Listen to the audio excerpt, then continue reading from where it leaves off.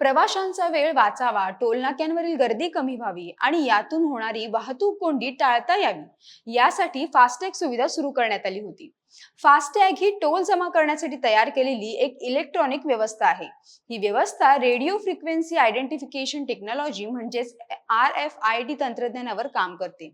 RFID सेन्सरच्या मदतीने गाडीवर लावलेले फास्टॅग डिजिटल स्टिकर स्कॅन केलं जातं. संबंधित व्यक्तीच्या टोलची रक्कम ही टॅगशी जोडलेल्या बँक अकाउंट, प्रीपेड वॉलेट किंवा पेमेंट ऍप मधून कापून घेतले जातात. टोल भरण्याच्या प्रक्रियेत अधिक पारदर्शकता यावी म्हणून या फास्टॅग व्यवस्थेच्या नियमांमध्ये वारंवार बदल करण्यात आले आहेत. गेल्या महिन्यातच national payments corporation of India अर्थात NPCI ने या फास्टॅग व्यवस्थेत काही महत्त्वाचे बदल करणार असल्याचं जाहीर केलं होतं. त्या नियमांची अंमलबजावणी काल म्हणजे 17 फेब्रुवारी पासून करण्यात आली आहे. फास्टॅग वापरकर्त्यांसाठीचे हे नवे नियम नेमके काय आहेत समजून घेऊया आजच्या या व्हिडिओतून. नमस्कार, मी अनिशा डुमरे आणि कॅमेऱ्यावर आहेत अलेक चाळके. फास्टॅगचे हे नवे नियम सोमवार दिनांक 17 फेब्रुवारी पासून लागू झाले आहेत. यापुढे सर्व वापरकर्त्यांना फास्टॅग मध्ये कमी रक्कम, पेमेंट करण्यात उशीर किंवा फास्टॅग ब्लॅकलिस्ट झाल्यास अतिरिक्त पैसे मोजावे लागणार आहेत. फास्टॅग मधील अडचणींमुळे टोलवरील वाहनांच्या रांगा कमी करणं आणि प्रवाशांना सुविधा उपलब्ध करून देण्यासाठी नवे नियम लागू करण्यात आले आहेत. National payments corporation of India आणि रस्ते वाहतूक महामार्ग मंत्रालयानं फास्टॅग इकोसिस्टीम मध्ये काही महत्त्वाचे बदल सुचवले होते, ज्यातून टोल पेमेंट व्यवस्थित सुरू ठेवणे, वाद कमी करणे आणि फसवणुकीला आळा घालण्यासाठी मदत होणार आहे. या बदलांनुसार पहिला नियम असा की ब्लॅकलिस्टेड फास्टॅगना आता पेमेंट करता येणार नाहीये. व्हाईट लिस्टेड म्हणजे फास्टॅग सक्रिय असतो आणि ब्लॅक लिस्टेड म्हणजे फास्टॅग हा निष्क्रिय असतो. त्यामुळे ब्लॅकलिस्टेड टॅग असणाऱ्या फास्टॅग वापरकर्त्यांना याचा चांगलाच फटका बसणार आहे.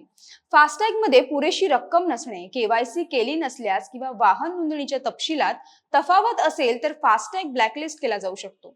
त्यामुळे या नव्या नियमानुसार ब्लॅकलिस्ट होणं टाळण्यासाठी फास्टॅग KYC तपशील वेळोवेळी अपडेट करावं लागणार आहे. यामधला दुसरा नियम असा की जर वाहन टोल नाका ओलांडण्यापूर्वी 60 मिनिटांपेक्षा अधिक कालावधी आणि टोल नाका ओलांडल्यानंतर 10 मिनिटे फास्टॅग निष्क्रिय राहिल्यास करण्यात आलेला व्यवहार स्वीकारला जाणार नाहीये. सिस्टीम अशा प्रकारचे पेमेंट स्वीकारणार नाही. सिस्टीम एरर कोड 176 सह ते नाकारेल आणि म्हणूनच फास्टॅग नेहमीच सक्रिय असल्याची खात्री करावी लागणार आहे. तिसरा नियम रिचार्ज संदर्भातला आहे. अनेकदा टोल येण्यापूर्वी अगदी शेवटच्या क्षणाला फास्टॅग रिचार्ज केला जातो, मात्र यापुढे तसं करता येणार नाही. टोल येण्याच्या 60 मिनिटांपर्यंत पुरेशी रक्कम नसेल तर त्यानंतर रिचार्ज करता येणार नाही. अशा परिस्थितीत दंड आकारला जाणार. पूर्वी जर तुमच्या फास्टॅग मध्ये कमी बॅलन्स असेल तर तो टोल बूथवरच रिचार्ज करू शकत होतात, पण आता ही सुविधा बंद करण्यात आली आहे. नवीन नियमांनुसार तुम्हाला फास्टॅग हे आगाऊ रिचार्ज करावे लागेल. फास्टॅग बाबत चौथा नियम हा वार्षिक आणि लाईफ टाइम पासच्या संदर्भातला आहे. सरकार फास्टॅग साठी अॅन्युअल टोल पास सुरू करणार आहे, जेणेकरून फास्टॅग पुन्हा पुन्हा रिचार्ज करण्याची आवश्यकता भासणार नाही.